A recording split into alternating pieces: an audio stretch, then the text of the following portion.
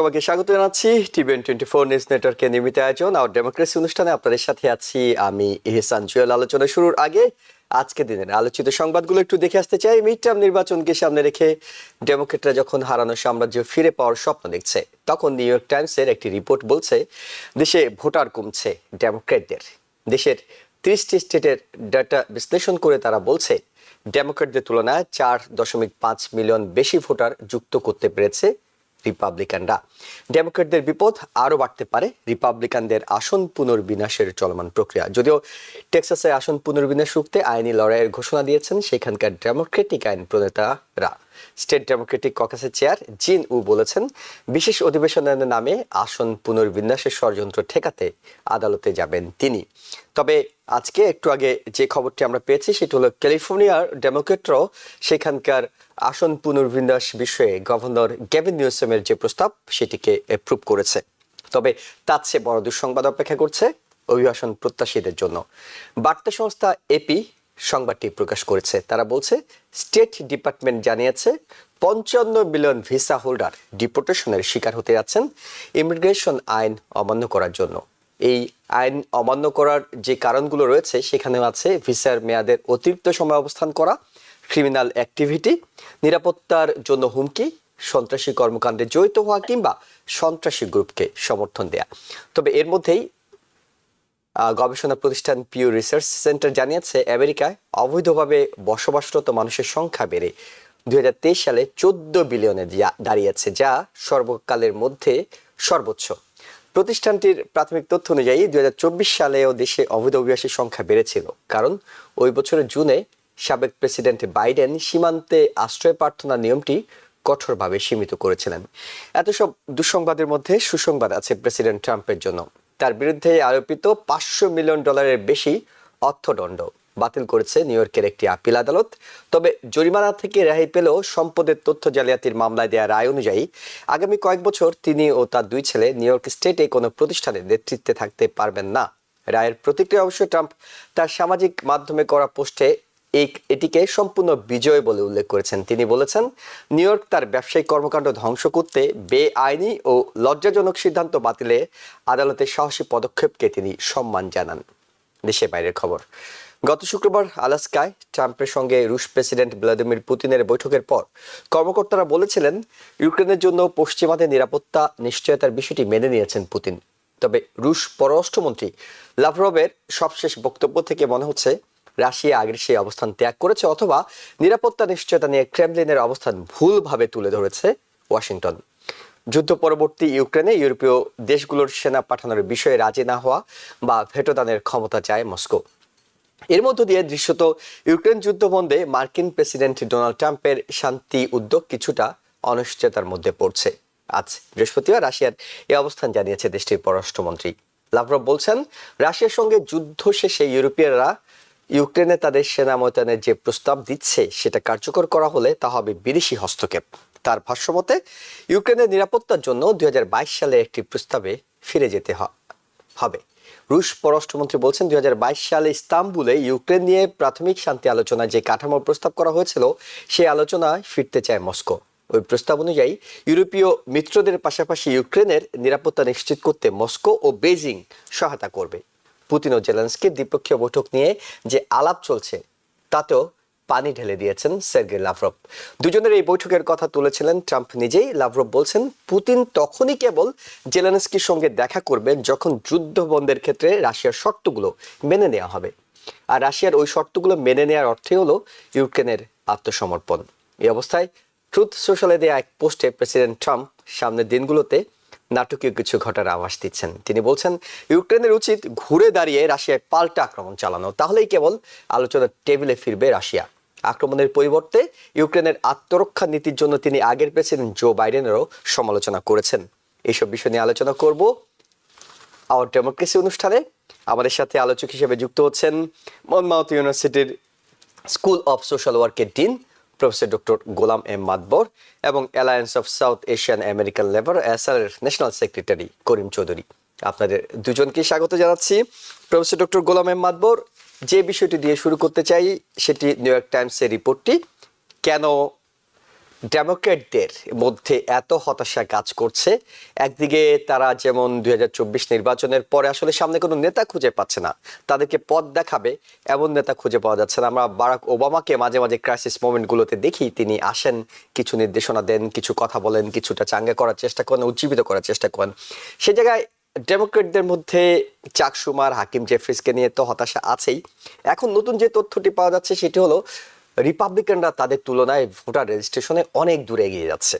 যেখানে 2026 সালে নির্বাচন লক্ষ্য, সেইখানে ভোটার রেজিস্ট্রেশনে পিছিয়ে পড়া 2026 সালে সেই লক্ষ্য পূরণ কতটা সম্ভব?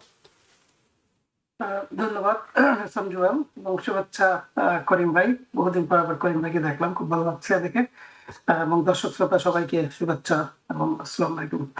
আসলে দেখুন, আপনি প্রশ্নগুলো যে সুন্দরভাবে তুলে ধরেছেন, তো আমি প্রথমে যেটা বলবো আপনার, যে এখানে ডেমোক্রেটিক পার্টির যে কোনো দিক নির্দেশনা বা কোনো একটা ক্লিয়ার কোনো একটা মেসেজ দেখা যাচ্ছে না। তিনটা জিনিস বলা হচ্ছে আর কি, বিভিন্ন মিডিয়াতে যেটা বলা হচ্ছে, লিডারলেস অর্থাৎ নেতৃত্ববিহীন, রুডারলেস অর্থাৎ কোনো কনসিস্টেন্ট একটা কোনো ধরনের যে আপনার দেখা যাচ্ছে কোনো এইমলেস, প্রিন্সিপাললেস অবস্থায় তারা আছে।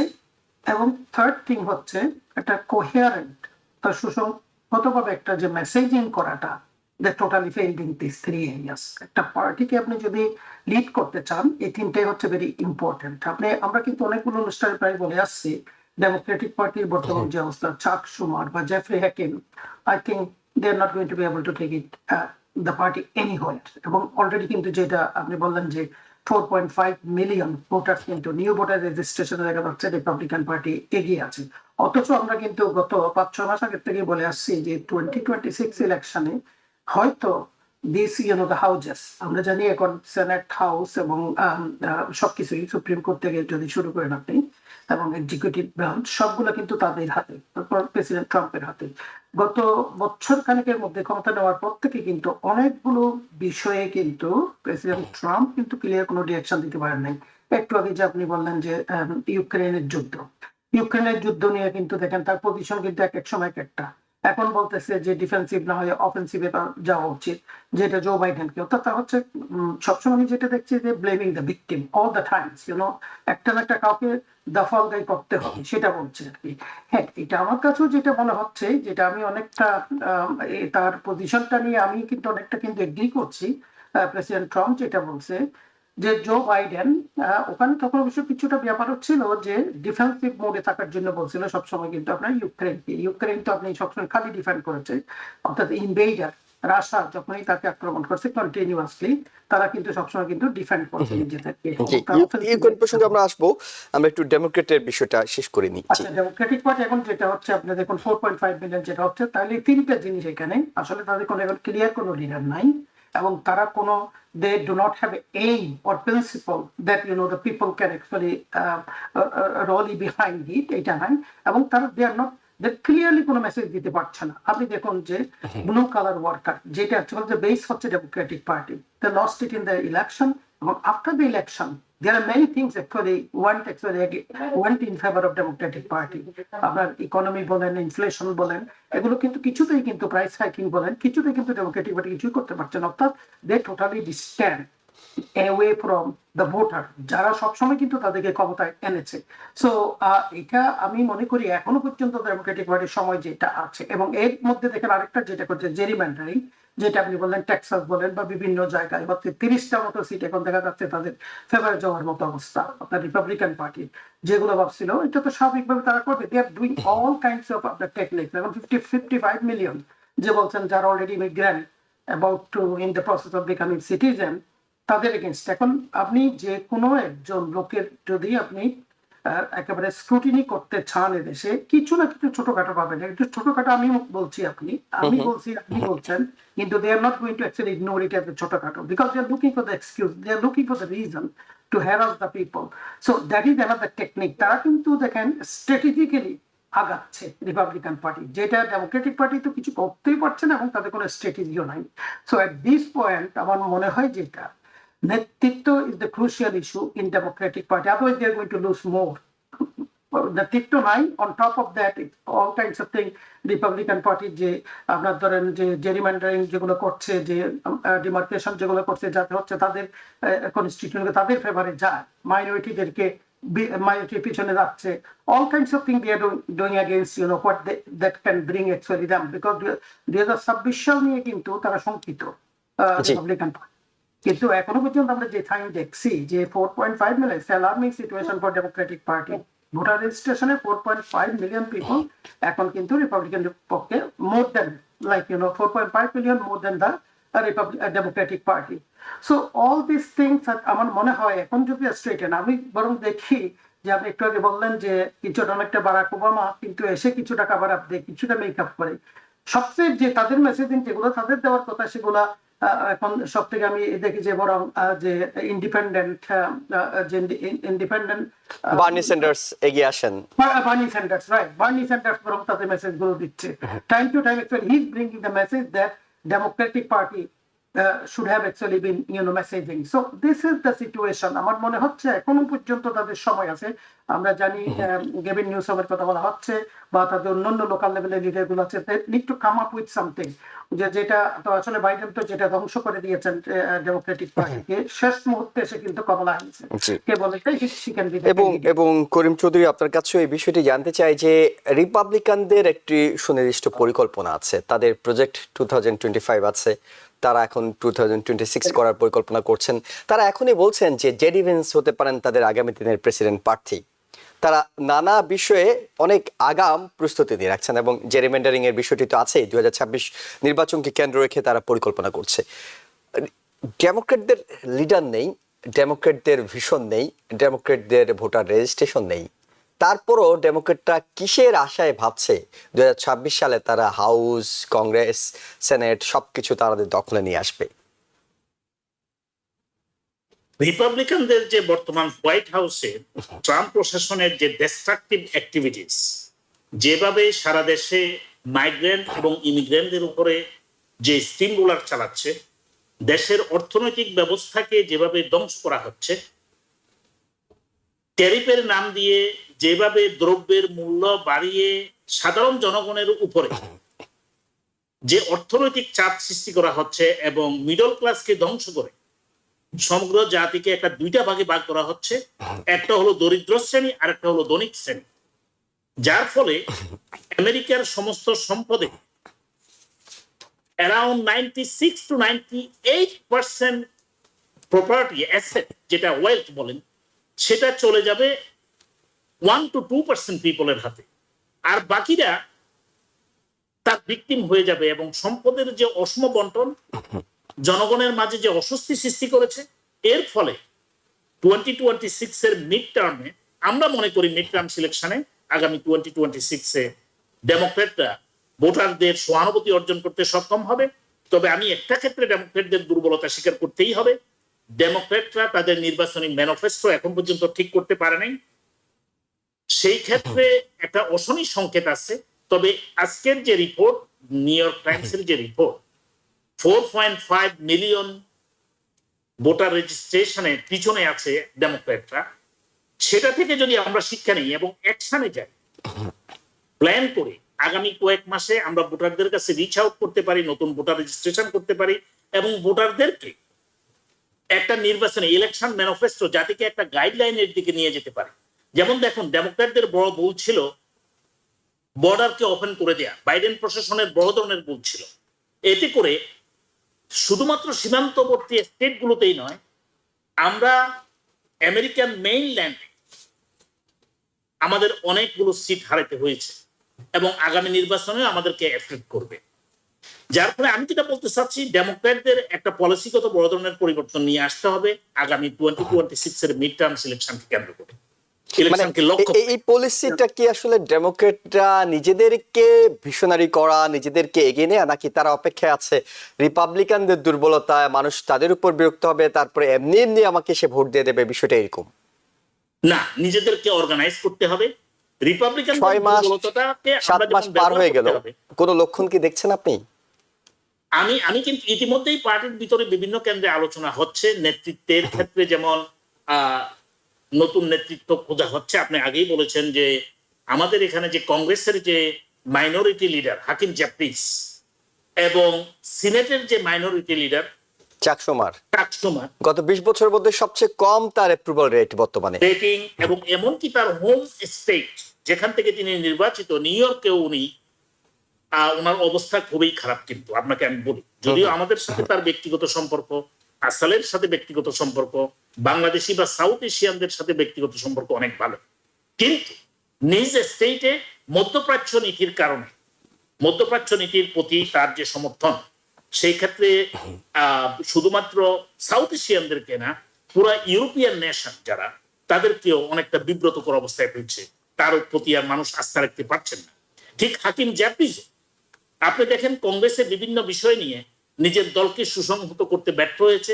অনেক ডেমোক্র্যাট রিপাবলিকান এজেন্ডায় ভোট দিয়েছে যখন তিনি সবাই নেতা ছিলেন, minority leaders of the minority. তো সেই ক্ষেত্রে তাদের উপরে, নেতৃত্বের উপরে ডেমোক্রেটরা আর খুব একটা আস্থা রাখতে পারছেন না যে they can deliver the real victory in upcoming 2026 mid terms election. What are our goal now? There are many things. Okay, Karim Chowdhury, একটু identify- সময় আপনাকে যেটা আপনার কাছে জানতে চাই, আসাল আপনাদের এই alliance of south Asian American labour নানা পলিসির সঙ্গে, হয়তো ডেমোক্রেটিক নানা পলিসির সঙ্গে আপনাদের সংগঠনটিও জড়িত। আপনার কাছে যেটি জানতে চাই সেটা হলো, আমরা টেক্সাসের জেরিমন্ডারিং কিংবা সীমানা পুনর্নির্ধারণের বিষয়টি জানি। আজকে ক্যালিফোর্নিয়ারও একটি আপডেট আছে। অনেকে বলছেন যে ডেমোক্রেটিক অধ্যুষিত যে স্টেটগুলো আছে তার মধ্যে নিউ ইয়র্কেও সীমানা পুনর্নির্ধারণের একটি প্রসেস হতে পারে। এই বিষয়ে কোনো আপডেট কি আছে আপনার কাছে? এখন পর্যন্ত সরকারিভাবে কোনো আপডেট আমাদের কাছে নেই, তবে যে সমস্ত পারিপার্শ্বিক অবস্থা সৃষ্টি হচ্ছে তাতে করে ডেমোক্রেটিক যে সমস্ত স্টেট রয়েছে তার ভিতরে নিউ ইয়র্ক একটা, সেই ক্ষেত্রে আমরাও রিডিস্ট্রিক্টিংয়ের জেরিমন্ডারিং এর পদক্ষেপ নিতে পারি। আমাদের গভর্নর ইচ্ছা করলেই সেটা নিতে পারে এবং সেই ক্ষেত্রে আমরা কিছুটা সিট গেইন করতে পারবো যদি কোনো সেই ক্ষেত্রে গভর্নর অ্যাপ্রোপ্রিয়েট অ্যাকশন নেয়। দেখেন আপনার ডাউন স্টেটে নিউ ইয়র্ক সিটি অঞ্চলে ডেমোক্রেটরা যতই প্রাধান্য বিস্তার করছে, আমি যেই সিটিতে থাকি এটাকে বলে কংগ্রেশনাল ডিস্ট্রিক্ট 11। এটা ইতিপূর্বে একবার আমরা নিয়েছি, এটা ঐতিহ্যগতভাবে এটা রিপাবলিকানদের, যেটা স্ট্যাটেন আইল্যান্ড রিচমন্ড কাউন্টি বলে, ঐতিহ্যগতভাবেই এখানে রিপাবলিকান। আমরা কিন্তু 2016 সালে এটা নিয়েছিলাম এবং সেটা সম্পূর্ণ অনেকের সহযোগিতা, তবে আসাল was in the front line এবং সেটা সর্বজন স্বীকৃত। তো আমরা মনে করি যে এখনো আমরা আবার এই সিডি 11 যেমন নিউ ইয়র্ক থেকে আমরা নিতে পারি, তেমনি আপের স্টেটে বেশ কয়েকটা সিট যদি উপযুক্তভাবে আমরা জেরিমন্ডারিং করতে পারি গভর্নরের নেতৃত্বে, রিপাবলিকান ডেমোক্রেটিক যে লিডারশিপ রয়েছে আমাদের স্টেট ওয়াইড, সেখানকার স্টাডিগুলো যেগুলো দেখা যাচ্ছে, আমরা একটু যদি সিটের যে এই সীমানা সেগুলো একটু লাড়াচাড়াই করি, সেই ক্ষেত্রে দেখা যাবে যে আমরা অন্তত নিউ ইয়র্ক থেকে আরো 2 থেকে 3টা সিট ডেমোক্রেটদেরকে দিতে পারবো। ওকে, জি, will take certain hit from the state Republican Party.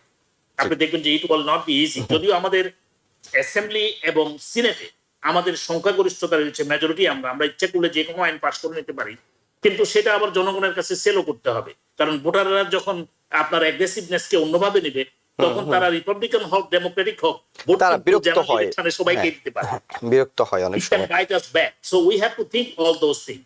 এভাবে ডেমোক্রেটিক স্টেট গুলো যে সমস্ত স্টেট রয়েছে তারাও জেরিমন্ডারিং করা উচিত এবং সিট এবং রিপাবলিকান স্টেট গুলো করবে। শেষ পর্যন্ত অনেকগুলো হবে, অনেকগুলো আদালতে আটকে থাকবে এবং 2026 নির্বাচনকে সেটি কতটা প্রভাবিত করতে পারবে, কে আসলে কতটা সফলতার সঙ্গে এটি শেষ করতে পারবে 26-এর আগে। প্রফেসর ডক্টর গোলাম আহমদ, আপনি কিছু যোগ করতে যাচ্ছিলেন? একটু অ্যাড করতে চাচ্ছি আসলে একটা পয়েন্টে, যেটা আসলে এখানে ভোটারদেরকে পারসুয়েট করা দলের প্রতি, এখানে মোস্ট ইম্পর্টেন্ট থিং যেটা হচ্ছে, করিম ভাই বললেন যেটা কি, যে পার্টি প্ল্যাটফর্ম, অর্থাৎ যেটা হচ্ছে আমরা এখন বিভিন্ন মিডিয়াগুলো বলছে অল্টারনেটিভ প্ল্যানস, পার্টি প্ল্যাটফর্মেই তো অল্টারনেটিভ প্ল্যানটা দিই। এখানে 3টে ইস্যু দেখেন তাদের পক্ষে তারা কিন্তু কাজ করতে পারতো, যেখানে হচ্ছে ভোটার থেকে পারসুয়েট করতে পারতো Democratic party. Number 1, tariff inflation price hiking. এখানে কিন্তু কোনো প্ল্যান কিন্তু ডেমোক্রেট কিচ্ছু দিতে পারছে না এবং সেই মেসেজিংটাও ঠিক করতে পারছে না, মানুষের কাছে পৌঁছাতে পারছে না। সেকেন্ড ইস্যু হচ্ছে আপনার ইমিগ্রেশন যে অপারেশন যেটা হচ্ছে সেখানেও কিন্তু তারা কোনো কিছু করছে না। হ্যাঁ, তাদের সময় কিন্তু ফ্লাডেড হয়েছে, জো বাইডেনের সময়। এইটা কিন্তু আপনার ইয়াকে বাহবা দিতে হবে, আপনার ট্রাম্পকে, কিন্তু সাউদার্ন বর্ডার কিন্তু কন্ট্রোল যেটা করেছেন আর কি। এবং দেখুন থার্ড যেটা হচ্ছে ফরেন পলিসি, ফরেন পলিসিতে কিন্তু এখন একেবারে সাংঘাতিক অবস্থায় ইউনাইটেড স্টেটসের। ইউক্রেনের ক্ষেত্রেও দেখুন বা মিডল ইস্টের ক্ষেত্রেও দেখুন, আপনি দেখুন ডেমোক্রেটিক পার্টি একটা ভোটার হচ্ছে ইয়াং ভোটাররা। ইয়াং ভোটাররা কিন্তু they are fed up with all this thing what's happening in the Middle East particularly. আমরা তো ইউনিভার্সিটিতে আমি পড়াই, স্টুডেন্টদের পজিশন আমরা দেখছি, it's so horrible. But United States is not giving actually, current government not giving. কারণ একদিকে বলতেছে তোমরা গাছটা কেটে ফেলো, উপর দিকে যে আমরা গাছের উপর পানি দিচ্ছি, এইভাবে তো হয় ওকে, না। প্রফেসর গোলাম আহমদ, আপনার কাছে একটা স্পেসিফিক প্রশ্ন আছে, সেটি হলো যে নিঃসন্দেহে এপির একটি রিপোর্ট আমরা দেখেছি যেখানে 55 মিলিয়ন ভিসা হোল্ডারের কথা বলা হচ্ছে যারা ডিফোর্টেবল অবস্থায় আছে। এটা একটু জানতে চাই, গতকালকেই আপনি সহ এই শোতে আমরা আলোচনা করছিলাম যে আমেরিকা বিরোধী মনোভাব যাদের আছে তাদেরকে সিটিজেনশিপ দেওয়া হবে না, এখন আবার 55 মিলিয়নের মতো বড় একটা অঙ্ক আমরা স্টেট ডিপার্টমেন্ট থেকে জানছি। আসলে পুরো বিষয়টা কি? আসলে দেখুন এখানে একটা হচ্ছে নাম্বার ওয়ান, আপনি তো যত বলছেন 55 million statistics from the media, এবং আরো বলা হচ্ছে 14 মিলিয়ন, পিউ রিসার্চ কমিশনে বলা হচ্ছে বোধহয় 14 মিলিয়ন, আমি ইলিগাল মানুষকে বলি না, আনডকুমেন্টেড, যে এটাও আছে তারা। আপনি দেখুন এই যে 55 মিলিয়নে ওরা জানে যে দিস পিপল, দ্য ইমিগ্রেন্ট, এটাই মনে করে যারা ডেমোক্রেটিক পার্টির ফেভারে যাবে, এবং দে আর টার্গেটিং দেম স্ট্র্যাটেজিক্যালি। অর্থাৎ তাদের ভিশন 2026 যেটা বললো তারা, যে সবসময় যেটা ফোকাস করছে, তাদের কিন্তু ক্লিয়ার একটা রোড ম্যাপ আছে। Where is the road map for the Democratic party? Democratic party কিন্তু এই ধরনের কিছু নাই। এই যে এটাই হচ্ছে আসলে এখন বলতেছে মিডিয়াগুলো, লিডারলেস, রুডারলেস, এবং কোনো মেসেজিং নাই। এই দুইটাই, এই তিনটে জিনিস কিন্তু এখন একদম ক্লিয়ারলি সুন্দরভাবে কিন্তু আসলে এটা মিডিয়া কিন্তু বলছে যে আমরা কিন্তু অনেক প্রতিটি শোতেই বলে আসছি ডেমোক্রেটিক পার্টি এখন দিয়ে suffering from lack of good leaders, এবং যেটা লিডার কিন্তু তাদের অনেকে আছে। এই যে যেমন করিম একটু আগে বললেন যে এখনই বলে ফেলছেন যে president Trump next candidate is going to be JD Vance, যেটা কিন্তু গতবার বিরাট ডিসসার্ভিস করেছে জো বাইডেন। তার অবস্থা কিন্তু অনেক আগের থেকে খারাপ, কিন্তু তারপরে কিন্তু he would not yield opportunity, এবং যার ফলে কমলা হ্যারিসকে কিন্তু একটা বরাবরি হতে হলো। এবং সে আগে যদি করতো তাহলে কিন্তু গভর্নর নিউসমও কিন্তু ক্যান্ডিডেট হতো, আরো কয়েকজন ক্যান্ডিডেট হতো। They could go for debate, এবং eventually someone, whoever Governor Newsom or the Kamala Harris would have been the good candidate, এবং they could all really behind him. So all these lackings, that's what আমার কাছে মনে হয় Bernie Sanders যা বলছে, that is what actually Democratic Party needed to do. So all those things, তো আপনি যে বললেন 55 মিলিয়ন গুলো টার্গেট করছে, 14 মিলিয়ন ওগুলো তো আছেই, ওরা সবসময় টার্গেট করবে, যেহেতু they are going to join, they are going to eventually apply for the immigration or whatever the mercy they are expecting. So দেখুন কত স্ট্র্যাটেজিক্যালি তারা কিন্তু আগাচ্ছে। Where is the Democratic Party? What is your alternative? Are you reaching up to those people, 55 million people? No lag worker, even lag worker থাকলেও দেখুন যে আসালের মতো প্রতিষ্ঠান আছে, বিভিন্ন এই ধরনের ইনস্টিটিউশন গুলো আছে, তারা সারা জীবন কিন্তু ডেমোক্রেটিক পার্টিকে ফেভার করেছেন। কিন্তু আমার যে national association of social workers always কিন্তু ডেমোক্রেটিক পার্টি রলিড বিহাইন্ড, যার ফলে আমাদেরকে কমিউনিস্ট বলে, সোশ্যালিস্ট বলে, but we stand on our principle. কিন্তু সে স্ট্যান্ড অন প্রিন্সিপলের জন্য যে লিডারশিপ দরকার, that's what is lacking. So that is what is the main problem. So I'm not going to surprise, they might go for even the people, those who are foreign born, the immigrant or citizen at this country. Not only immigrant, they're going to go for against each and everyone, because they know that এগুলাই হচ্ছে base of the Democratic party. Karim Chowdhury, একটু Ukraine প্রসঙ্গে আপনার কাছে ফিরি। সেটা হলো যে রাশিয়ার প্রেসিডেন্টের সঙ্গে বৈঠক সবাইকে আশাবাদী করেছে, এবং এরপর পরে আমরা যখন দেখলাম সফলভাবে ইউরোপিয়ান নেতাদের সঙ্গে একটি বৈঠক হলো, ধরে নেওয়া হচ্ছিল যে নিঃসন্দেহে আগামী কিছুদিনের মধ্যে একটা আপডেট পাওয়া যাবে। কিন্তু ওই যে কথাটি ইউক্রেন বারবার বলে আসতো, রাশিয়াকে বিশ্বাস করার কিছু নেই, এবং রাশিয়া কথা দিয়ে কথা রাখে না, তারা 33 বছর না আরো অনেক বছর কেটে গেলেও কথা রাখে না। এখন মূল বিষয়টি হলো যে লাভরভের সবশেষ যে বক্তব্য, তিনি বলছেন যে যদি সত্য মানে তখনই বৈঠক, তো সত্য মানা মানে তো বিচার মানে তালগাছ আমার, একেবারেই সবকিছু হয়ে গেল। আপনি এই বৈঠকের কিংবা এই শান্তি আলোচনার ভবিষ্যৎটা আসলে কি দেখছেন? প্রেসিডেন্ট ট্রাম্পের প্রতিক্রিয়া থেকে শুরু করে সবকিছু মিলে কি দেখছেন? দেখুন, আলাস্কা বৈঠকটা সম্পূর্ণ ফেল হয়েছে। আপনার কিছু কিছু মিডিয়া খুব সুন্দর প্রকাশ করেছে তবে সমালোচকরা সুন্দর দৃষ্টিতে বলেছেন এই বৈঠকে শুধু ফেল হয় নাই, পুতিন অনেকটা জয় করেছে। কারণ পুতিন সফলভাবে যে যে আলোচনার বিষয়টাকে টোটালি চেঞ্জ করে গেছেন, সেখানে ট্রাম্পকে দ্বীপে যেতে দেন নাই কিভাবে ইউক্রেন সমস্যার সমাধান হবে, এবং নিজে যে একজন অ্যাগ্রেসর, নিজে যে রাশিয়া যে ইনভেড করেছে সেই সত্যটাই এস্টাবলিশ করতে ব্যর্থ হয়েছি আমরা আমাদের ল্যান্ডে। যাকে যুদ্ধ অপরাধী বলে গেছে আমাদের সরকার প্রধান, তাকে আমরা এদেশে আসার সুযোগ করে দিয়েছি। আপনি চিন্তা করেন আমাদের ফরেন পলিসির কোথায় কত বড় পরাজয় হয়েছে। Instead of creating pressure on him, prosecuting him through international court, we invited him to the US land. আমাদের মানে আপনি কি আলোচনা চান না? আপনি করিম চৌধুরী, আপনি কি আলোচনা চান না? পুতিন যদি না আসে তাহলে আলোচনা কিভাবে হবে? পুতিনের সাথে যদি না বসা হয় যুদ্ধ বন্ধ কিভাবে হবে? আলোচনা চাই, তবে আলোচনার পূর্ব শর্তটা, আলোচ্য বিষয় এজেন্ডাটা কি হবে এবং হোয়াট ইজ দ্য গোল। মানে তার আশাটাকে নিয়ে তো আপত্তি জানাচ্ছেন, তো যদি নাই আসে। প্রেসিডেন্ট জুয়েল ভাই, আমাদের প্রেসিডেন্ট আমন্ত্রণ জানিয়েছে রাশিয়ার একজন ক্রিমিনালকে, বিশ্ব স্বীকৃত ক্রিমিনালকে, যুদ্ধ অপরাধীকে। তাহলে আপনি তো তার সাথে আলোচনা করতে হবে ভাই, তাহলে তাকে না জানিয়ে কাকে করবেন? তবে আলোচনার শর্তটা আনতে হবে যে আলোচনা what we want to establish, what we want to achieve. সেটা না করে এই বৈঠকে তাকে আমন্ত্রণ জানিয়ে আন্তর্জাতিকভাবে স্বীকৃতি দেওয়া হলো একজন যুদ্ধ অপরাধীকে আমেরিকার মাটিতে, যেখানে আমেরিকা দাবি করে আসছিল, পূর্ববর্তী গভর্নমেন্ট, যেটা বাইডেন প্রশাসন থেকে শুরু করে সবাই, রাশিয়াকে আমরা বলে পাচ্ছি তারা আমাদের অ্যাডভার্সারি, তারা গণতন্ত্রের বিপক্ষে, মানবাধিকারের বিপক্ষে, গণহত্যাকারী, অ্যাগ্রেসর, এবং সেটা প্রমাণিত হয়েছে 2022 সালে। 2014 সালে তারা ক্রিমিয়া দখল করে নিয়েছে এবং সেটা ফেরত দেয় নাই। 2022 সালে একচেটিয়া ভাবে অ্যাটাক করে একটা দেশকে, স্বাধীন সার্বভৌম দেশকে অ্যাটাক করে তার বিভিন্ন অঞ্চল দখল করে নিয়েছে এবং বিভিন্ন তার পুরা ইউক্রেনের ইনফ্রাস্ট্রাকচারকে ধ্বংস করে দেওয়া হয়েছে। এবং সেটার যখন বিচারের মুখোমুখি হবে, সেই ক্ষেত্রে আমরা যখন ন্যাটো এবং ইউরোপিয়ান ইউনিয়নের নেতৃত্বে যখন মানুষ ঐক্যবদ্ধ হচ্ছে, তখন আমরা তাকে আমন্ত্রণ জানিয়েছি। এর আগে বলেছি যে একটা নেগোসিয়েশনে আসতে হবে, প্রকাশ্যে আমরা বলেছি। কিন্তু করিম চৌধুরী, এই 3 বছর ধরে তো ন্যাটো, 3 বছর ধরে তো ইউরোপীয় ইউনিয়ন সবাই অসংখ্যবার চেষ্টা করে গিয়েছে, চেষ্টা করে কি থামাতে পেরেছে? যদি আমি বলছি না এই আলোচনা থামাতে পারবে, কারণ এই সপ্তাহে 574টা ড্রোন, 40টা মিসাইল অলরেডি ছুড়ে দিয়েছে রাশিয়া ইউক্রেনের দিকে। অর্থাৎ ট্রাম্পের সাথে আলোচনার পরও তারা এই হামলা বন্ধ রাখছে না। কিন্তু করেছে একদিনের কথা বলছেন, শুধু থার্সডেতে এটা হয়েছে একদিনের কথা। এই পরিমাণ ড্রোন তারা ইয়ে করেছে। সুখের বিষয় হলো এখন ট্রাম্পের বোধোদয় হয়েছে যে আমার এই অন্য কোনো উদ্দেশ্য সফল হয়েছে কিনা নির্বাচনে, রাশিয়ার হেল্প নিয়ে আগামী নির্বাচন, যেটা আপনার মনে আছে জন বল্টন একটা লিখেছেন তার বইতে, যে দারোম ইট হ্যাপেন। বইতে লিখেছে ট্রাম্প চেয়েছিলেন জি জিনপিং এর কাছে, চাইনিজ প্রেসিডেন্টের কাছে সহযোগিতা চেয়েছিলেন তার নির্বাচনে সহযোগিতা করার জন্য একটা দ্বিপাক্ষিক আলোচনায়।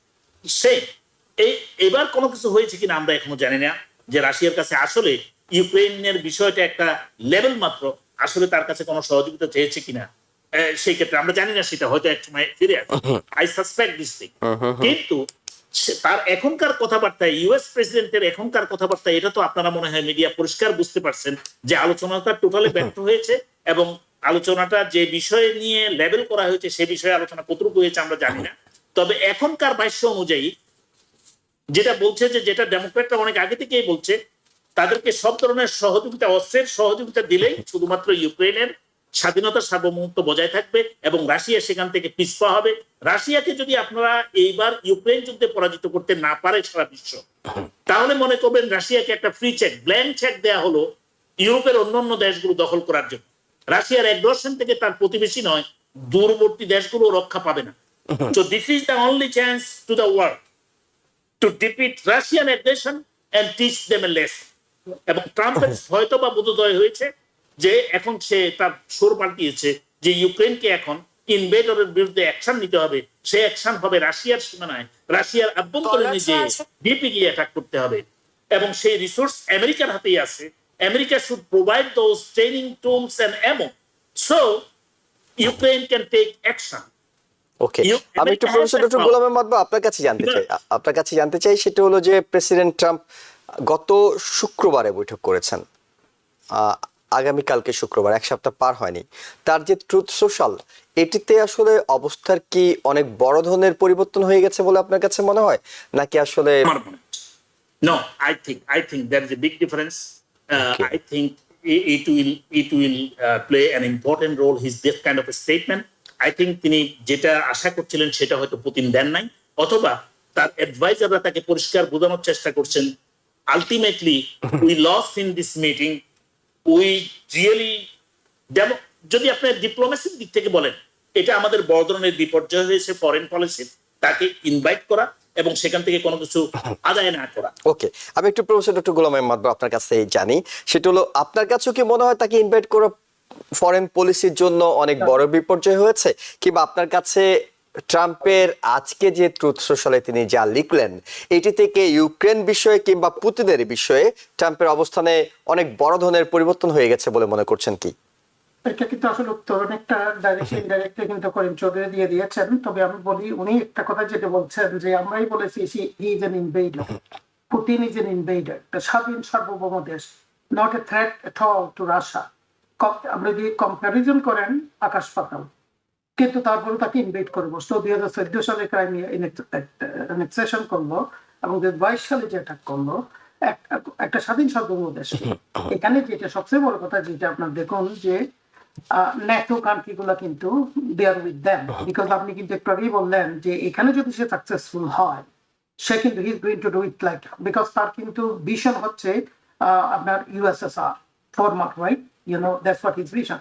Finland, Poland, you know all those countries এখন কিন্তু তারা কিন্তু সাংঘাতিকভাবে they are freaking what is happening দেয়ার।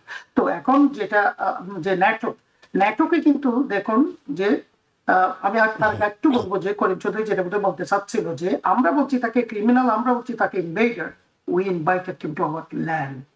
যেটা ওনার পদে হয়তো বলতে চাচ্ছে যে অন্য একটা থার্ড কান্ট্রিতে করতে পারতো instead of inviting him to Alaska. যেমন সেকেন্ড বৈঠকটা জেলেনস্কি এবং পুতিনের যেটা করতে চাচ্ছে ইউনাইটেড স্টেটস, সেটা অন্য কয়েকটা কান্ট্রির নাম বলা হচ্ছে যেখানে বৈঠকটা হবে। সো এই মিটিং এ যে আসলো সে আলাস্কাতে, টোটাল ভিক্টোরি, বিং এন ইনভেডার, সে হিরোর মতো এখান থেকে চলে গিয়েছেন এবং টোটাল ফেইলিউর ইউনাইটেড স্টেটস এর দিক। তো যার ফলে সে দেখেছে যে he thought that you going to be a big player, but Putin is the big player. এবং এখানে কিন্তু ট্রাম্প যেটা করছেন আর কি, আপনি আপনার সাথে আমি এগ্রি করি, আপনি যে বললেন উইদাউট ডায়ালগ, উইদাউট কনভারসেশন, আলোচনা ছাড়া তো কোনো সময় এগুলো মীমাংসা আসবে না। কিন্তু করিম চৌধুরীর কথা হচ্ছে যে ওয়াই আলাস্কা, এবং এখানে যেটা সে ফোকাসটা করছে, নোবেল প্রাইজ কিন্তু এখানে একটা ফ্যাক্টর ছিল। সে মনে করছে সেইটা করে বোধহয় নোবেল প্রাইজ, 6টা আরো রিজিয়ন এসে সাকসেসফুল, কিন্তু ওই সাকসেসের ব্যাপারে questionable. What is the US role here? তো এইটা একটা। আরেকটা জিনিস দেখুন আপনার ন্যাটোকে কিন্তু সে এমন কমেন্ট করেছেন যে এটা পুতিনের জন্য একটা বিরাট একটা কিন্তু অ্যাডভান্টেজ। সে তো ন্যাটোকে ইউরোপিয়ান কান্ট্রি যেগুলোকে নিয়ে সে ভয় পাচ্ছে, কারণ এই ন্যাটোর জন্যই কিন্তু আজকে ইউনাইটেড স্টেটস এত বড় পাওয়ার, যে ইউরোপিয়ান কান্ট্রিজ গুলো সেখানে তাদেরকে টোটালি কিন্তু সে ডিজার্টেন করে ফেলছে। এবং দেখুন যে ভ্লাদিমির জেলেনস্কি যখন এখানে হোয়াইট হাউসে আসলো তাকে কিভাবে অপমান করলো, and he went back to UK, এবং তারা কিন্তু they all really behind him that well, কারণ এটা তাদের জন্য এক্সিস্টেন্সিয়াল থ্রেট। যুক্তরাষ্ট্রের জন্য হচ্ছে এখানে দূরের থেকে, কিন্তু ওরা তো ওখানে বাস করে। সুতরাং আজকে এটাই সাকসেসফুল, এবং it is not only for smaller countries in Europe, সারা বিশ্বের জন্য। What are we giving the message to the other countries, developing কান্ট্রিজে যদি আপনি চিন্তা করেন, if you think about African region, আমি নেম করছি না, যে বলে না ঘুমের বাক্যে চেতন করতে নাই, think about South Asia, think about the African country, Latin American country. So dictator invader যদি এভাবে যদি ফ্রি চেক পেয়ে যায়, what the message we are giving? জাতিসংঘকে তো টোটালি ডিসফাংশনাল করে ফেলেছেন। সো এইখানে টোটাল ভিক্টোরি কিন্তু হচ্ছে, যার ফলে আপনি ট্রুথ সোশ্যালের কথা যেটা আপনি আমাকে মূল ফোকাস করতে বললেন, সেটা হ্যাঁ সে বুঝে ফেললো যে আসলে ইসলাম। এবং সে দেখুন এতদিন যে পুতিন তার বন্ধু এটা সেটা বলে গেল, কিম জং তার বন্ধু এটা বলে গেল, এখন কিন্তু সে বলতে ট্রুথ সোশ্যালে well they need to be offensive. তো আমি যেটা বলবো আসলে এই একটা দেশকে, স্বাধীন একটা দেশকে বিপদে এই অবস্থা কে ফেললো? It is of course United States. তাদেরকে এমন একটা রিস্কে ফেলে দিল, তারা সব মানুষ হারালো, রিসোর্স হারালো, ইকোনমি শেষ হলো। ইউনাইটেড স্টেটস তাদেরকে অ্যাডভান্স করে ইউনাইটেড স্টেটস পিছনে চলে আসলো। এখন উনি বলছে যে they need to be offensive. আর পুতিনকে কিন্তু বিশ্বাস করা ভেরি ডিফিকাল্ট, যেটা করিম চৌধুরী খুব সুন্দরভাবে বলেছেন। কারণ আপনি দেখুন সে 2014 অ্যানেক্সেশন করলো, ফ্রি পাস, ওকে, একেবারে ক্রাইমিয়া পর্যন্ত নিয়ে গেল। এখন যেতে যেতে এমন অবস্থা অডেসা পর্যন্ত যেতে চাচ্ছে সে। এটা তো স্বাভাবিক, মানে রাশিয়া যে পথে এগুচ্ছে, রাশিয়া তাদের সোভিয়েত সাম্রাজ্য ফিরে পেতে চায় এবং ফিরে পেতে চাচ্ছে, that's what he's doing. পররাষ্ট্রমন্ত্রী, রাশিয়ার পররাষ্ট্রমন্ত্রী লাভরভ যখন আলাস্কাতে নামলেন, তার গেঞ্জিতে দেখেই কিন্তু অনেক কিছু মেসেজ অনেকে মনে করছিলেন যে তিনি মেসেজ নিয়ে এসেছেন। রাশিয়ারটা চাইবেই, এটাই স্বাভাবিক যদি আমরা ধরে নিই। আপনি কিন্তু দেখুন এখানে কিন্তু যুক্তরাষ্ট্র অলরেডি কিন্তু আমরা জানি মাইটি নেশন অ্যাডভান্টেজিয়াস, কিন্তু আপনাকে যারা সবসময় সাপোর্ট করছে আপনি তাদেরই যদি সারপ্রাইজ করে ফেলেন, এই অ্যাডভান্টেজ গুলো তো নিচ্ছে পুতিন, যে তাদের ভিতরে ইউনিটি নাই। এবং এটার আরেকটা সুদূর প্রসারী ফলাফল হলো ভবিষ্যতে কেউ আপনাকে হয়তো বিশ্বাস করতে চাইবে না। আপনি Exactly. যাকে বলবেন যে আমি আছি পিছনে, তুমি যাও, সে তো মনে রাখার চেষ্টা করবে যে আসলে ইউক্রেনের ক্ষেত্রে কি আপনি হয়েছিল। দেখুন এখন ইন্ডিয়া দেখুন, India is going also to কি বলে যে আপনার রাশিয়ান ব্লকে যাচ্ছে, তাকে 5% কয়েকদিন আগে দিছে। তো এখন কেউ তো ট্রাস্ট করবে না ইউনাইটেড স্টেটস এই ধরনের ডুয়াল পলিসি। এখন আবার পাকিস্তানকে লাথি মেরে ফেলে দিলে, এখন আবার পাকিস্তানের দিকে যাচ্ছে। So it's a flip flop. So you are very right that okay, আমরা একটু বাংলাদেশ প্রসঙ্গে যাব। করিম চৌধুরী, জুলাই সনদ সেপ্টেম্বরে এটি ঘোষণা দেওয়ার কথা আছে। একেবারে চূড়ান্তভাবে সব রাজনৈতিক দলের মতামত চাওয়া হয়েছে। নোট অফ ডিসেন্ট দিচ্ছে বিএনপি, জামাত, এনসিপি, তারা মূল রাজনৈতিক শক্তি, তাদের মতামতটা সবচেয়ে বেশি গুরুত্ব পাচ্ছে, কিন্তু তারা একমত হচ্ছে না। বিশেষ করে এটির আইনি ভিত্তি কি হবে, এটি কি নির্বাচনের আগে, যেটি ফেব্রুয়ারিতে নির্বাচন হওয়ার কথা আছে, সেই নির্বাচনের আগেই কি এটি আইনি কাঠামোতে যাবে, নাকি বিএনপি যেটি বলছে যে বা আগে আমরা নির্বাচন করি, ক্ষমতা আসি, তারপর আমরা দেখব? আপনার কাছে কি মনে হয় কোনটা হওয়া উচিত? জুয়েল ভাই, যদি আইনের কথা বলেন, সংবিধানের কথা বলেন, কোন সংবিধানটা, কোন সরকারটা 1972 সালের পর থেকে সংবিধান মেনে হয়েছে আপনি আমাকে একটু বলেন তো দেখি। হাসিনা কি সংবিধান সম্মতভাবে নির্বাচিত সরকার ছিল গত 16 বছর, 16.5 বছর? মানে 2008-এ তো ছিল। হ্যাঁ, 2008-এ ছিল। আমি বলছি যে নির্বাচিত সরকার ছিল, কিন্তু জনগণ কতটুকু সেই নির্বাচিত সরকার জনগণের পক্ষে কাজ করেছে আর কতটুকু তাদের নিজেদের পক্ষে কাজ করেছে, সেই যদি সংবিধানের কথাই বলি, তাহলে আমাদের আসতে হবে বর্তমান যে ইন্টিম গভর্নমেন্ট, তাদের বৈধতা কি, জনগণের যে ম্যান্ডেট সেটা, তাই না? জনগণের ম্যান্ডেট, এবং পরবর্তীতে সুপ্রিম কোর্ট থেকে একটা জনগণের নিয়েছেন তারা, লবি সরকার যেটা। এই সরকারের উচিত ছিল, আমি আরো কয়েকবারও আপনার এই অনুষ্ঠানেই বলেছি, আপনাদের অনুষ্ঠানে আওয়ার ডেমোক্রেসিতেই বলেছি, যে এই সংবিধানকে ফেলে দেয়া এবং নতুন ভাবে সংবিধান তৈরি করা, বিপ্লবের আদর্শ উদ্দেশ্যকে সমন্বিত রেখে। এখন যে জুলাই ঘোষণাপত্র আসার কথা, সেপ্টেম্বরে আসবে, বিভিন্ন দলগুলোর মাঝে মতভেদ দেখা দিয়েছে। কেননা এনসিপি, যারা এই আন্দোলনের প্রথম সারির নেতৃত্ব দিয়েছে, ছাত্ররা এনসিপির নেতৃত্বে সব দলগুলো অংশ নিয়েছে, যদিও বিএনপি তারা বলেছে যে আমরা এটার সাথে সম্পৃক্ত না। সেটা কৌশলগত ছিল, সেটা আসলে সমালোচনা করার জন্য বলা যায়, কিন্তু সেটি ছিল কৌশলগত। ওই মুহূর্তে যদি বিএনপি বলতো আমরা জড়িত, জামাত বলতো আমরা জড়িত, তাহলে তো শেখ হাসিনার কথাকে এস্টাবলিশ করা হতো। তিনি বারবার বলছিলেন যে বিএনপি জামাত নাশকতা করছে আমার বিরুদ্ধে, সেটি এস্টাবলিশ, সেটি কৌশলগত কারণে তারা সেটি বলতে পারেন।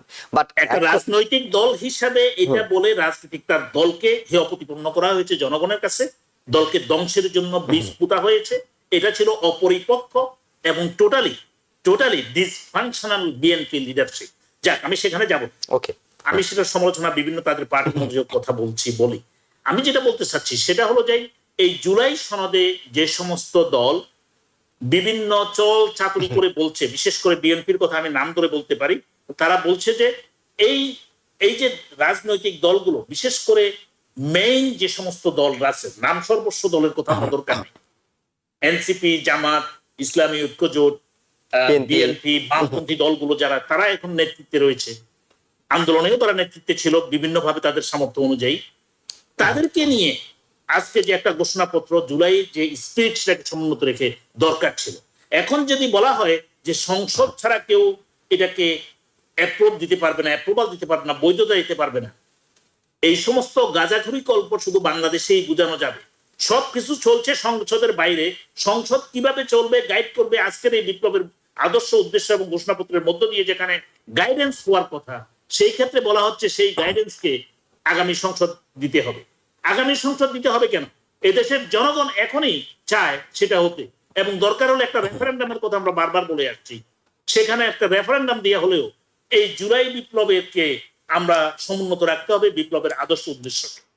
আমি মনে করি আগামী যে আসতেছে যে আপনার জুলাই সনদ যেটা সেপ্টেম্বরে হবে বলছে, যদি বিএনপি সেখানে বাধা সৃষ্টি করে অথবা অন্য যে কোনো দল, সেই দলটি ক্ষমতায় যাওয়ার পরে 3 বছর টিকতে পারবে না, 3 years.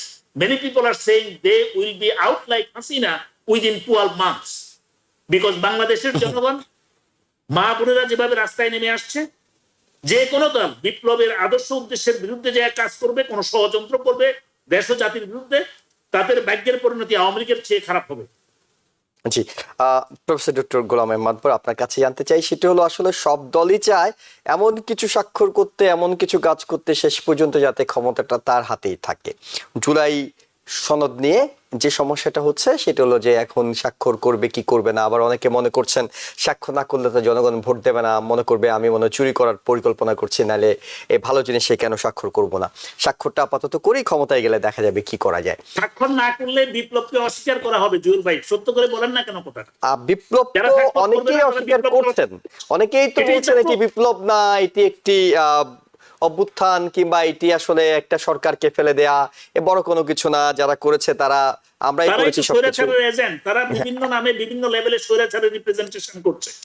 জি, ওকে গোলাম আহমদ আপনার কাছে শুনবো যে এই সনদটা স্বাক্ষর করা এবং এটি নির্বাচনের আগে এটিকে আইনি ভিত্তি দেয়া কতটা জরুরি বলে আপনার কাছে মনে হয়? প্রথম যেটা আমি বলবো, আসলে জুলাই সনদটা, এটা দেখুন, এটা হচ্ছে আমাদের যে অভ্যুত্থান যেটা হয়েছে স্বৈরাচারী সরকারের বিরুদ্ধে, এটার চেতনা। যেমন আমরা বারবার বলছি 71-এর চেতনা। এখন এটাকে সই না করা বা এটাকে যে মেনে না চলা, এটা course it is a gross violation of, এতগুলো লোক যে মারা গেল, এতগুলো আত্মাহুতি দিল, এতগুলো লোক আহত হলো, এটা হচ্ছে তাদেরকে তাদের প্রতি অশ্রদ্ধা ইয়ে করা। এখন এখানে দেখুন যে আমি যদি কাউকে এখন বিশ্বাস করতে আপনি বলেন, এই যে জুলাই সনদের কথা বলছে, এই যে অভ্যুত্থানটা, এটা কাদের কন্ট্রিবিউশন? এখানে কন্ট্রিবিউশনটা আপনি দেখবেন সাধারণ মানুষ। বিএনপি তো বলেই ফেলছেন আমাদের লোক এখানে পার্টিসিপেট করেন নাই, এই যে যেটা ক্ষমতার জন্য এখন পাগল হয়ে গেছে বিএনপি, এবং তারাই কিন্তু দেখেন এখানে গরিমসি করতেছে সই না করার জন্য। এবং আমরা জানি ক্ষমতা পেলেই তারা, আপনি যেটা বলছেন হিন্ট যেটা দেখছেন আপনি, যে তারা হয়তো বলবে যে এখন সই করেনি গেলে আমরা আবার, এবং ভায়োলেশন তো করেছেন, বিএনপি করেছেন, আওয়ামী লীগ করেছেন, 2008 সালে বাদ দিয়ে যদি আপনি পরবর্তী ইলেকশন গুলো দেখেন, এরশাদ করেছেন, সবগুলো হয়েছেন। একমাত্র যদি আমি কারোর উপর দিয়ে ট্রাস্ট করতে পারি, সেটা আমি বলবো যে ইসলামিক দলগুলো, তারা কিন্তু সবসময় কিন্তু তাদের নীতিতে একমত ছিল এবং তাদের যথেষ্ট কন্ট্রিবিউশন ছিল, ছাত্র শিবির বলেন, জামাতের লোকজন বলেন, সাধারণ জনগণের সাথে তারাই কিন্তু লিড দিয়েছেন।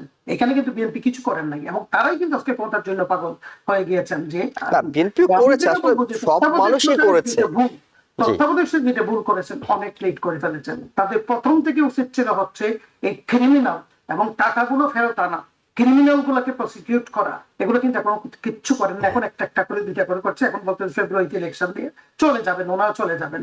So who is going to do ইট? যে এবং যাবে, মনে করেন বিএনপি যদি ক্ষমতায় আসে, I don't think they are going to actually abide by all this চেতনা বলেন বা সনদ বলেন, এগুলো কিছুই হবে না। তো কারণ আমরা দেখছি কনস্টিটিউশন ভায়োলেশন হয়েছে for the sake of their own interest, not at the interest of the সাধারণ পাবলিক, যেটা বলা হচ্ছে। এখানে এনসিপি এবং জামাত, ইসলামিক পার্টি যেগুলো বলতেছে, I will trust them more than the other bigger parties, the one যেটা আপনার সবচেয়ে বেশি গরিমসি করছে আর কি। এবং সবচেয়ে বড় কথা হলো বিএনপি কে তো আমরা দেখার সুযোগ হয়েছে, 90 থেকে 96 পর্যন্ত দেখার সুযোগ হয়েছে, 2001 থেকে 6 পর্যন্ত দেখার সুযোগ হয়েছে। এই দুইবারই বিএনপি ক্ষমতা হস্তান্তরের সময় জটিলতা তৈরি করেছিল। একবার কেয়ারটেকার সরকার নিয়ে করেছিল, পরবর্তীতে বিচারপতির বয়স বাড়ানো নিয়ে করেছিল। অর্থাৎ আগের অভিজ্ঞতা বলছে বিএনপি ক্ষমতায় গেলে সেটি সহজে ছাড়তে চায় না, এবং যদি জুলাই সনদ স্বাক্ষর করা ছাড়া তারা সেখানে যায়, তবে আসলে নতুন করে আমি ঠিক করিম চৌধুরীর সাথে পুরোপুরি একমত না যে 3 বছরের মধ্যে তাদেরকে যেতে হবে, তার আগেও হতে পারে, তার পরেও হতে পারে। কিন্তু মূল বিষয়টি হলো, কেন ভালো জিনিস যদি সবাই মিলে বলে এটা ভালো, সেটা স্বাক্ষর করে যেতে সমস্যাটা কোথায়? যাদের রক্তের বিনিময়ে এই বিপ্লবটা হয়েছে, যে স্পিরিটকে সামনে রেখে মা, বোন, খালা, চাচি, শিশু, বৃদ্ধ সবাই রাস্তায় নেমে আসছে, সেই স্পিরিটকে আপনি যখন অবমূল্যায়ন করবেন, আমি তো বলেছি 3 বছর, কিছু কিছু পলিটিক্যাল বিশেষজ্ঞ বাংলাদেশের উপরে যারা কাজ করে তারা বলছেন 12 months they will not pass. They will not pass because বাংলাদেশের মানুষ দেখেছে হাসিনার মতো স্বৈরাচার শাসককে কিভাবে বাংলাদেশে তাড়িয়েছে। এবং যদি যে কোনো দল যাক না কেন, বিপ্লবের স্পিরিটের সাথে বিশ্বাসঘাতকতা করে সম্মান না দেখিয়ে লাশের মানুষের যে জীবন মৃত্যুর সাথে যারা যুদ্ধ করেছে, আজকেও যারা কত হাজার হাজার মানুষ এখন হাসপাতালে মৃত্যুর শয্যায় কাটছে, যারা পুত্র হারিয়েছে তারা কোথায়, যারা কন্যা হারিয়েছে তারা কোথায়, যারা মা বাবা হারিয়েছে তারা কোথায়, তাদের প্রতি সম্মান না রেখে আপনি কোনো কারণে মানুষের সাথে বিশ্বাসঘাতকতা করে নির্বাচনী বৈতরণী পার হলেও আপনাকে টিকে থাকতে দেয়া হবে না। এদেশের মানুষ অত্যন্ত সচেতন। অতএব প্রত্যেকটা দলকেই এই বিপ্লবের প্রতি সম্মান রেখে এই সনদকে স্বাক্ষর করে সামনের দিকে আগানো উচিত বলেই আমি মনে করি। এবং সবচেয়ে বড় কথা, সামনে ডাকসু নির্বাচন রয়েছে, সেখানেও অনেক কিছু দেখার সুযোগ আছে, অনেক বিশ্লেষণের সুযোগ আছে। আমরা হয়তো পরবর্তী সময়ে সেটি নিয়েও কথা বলবো। আপনাদের দুজনকে অসংখ্য ধন্যবাদ আপনাদের সময় এবং মতামতের জন্য। দর্শক যারা দেখছিলেন সবাইকে ধন্যবাদ জানিয়ে শেষ করছি। আগামীকাল আবারও আওয়ার ডেমোক্রেসি দেখার আমন্ত্রণ জানিয়ে ভালো থাকবেন। TBN 24 টেলিভিশন দেখতে আজই কল করুন 7187776556। লগ ইন করুন www.totalcablebd.com। নিউ ইয়র্ক থেকে সম্প্রচারিত TBN 24 টেলিভিশন বিশ্বজুড়ে বাঙালির কণ্ঠস্বর।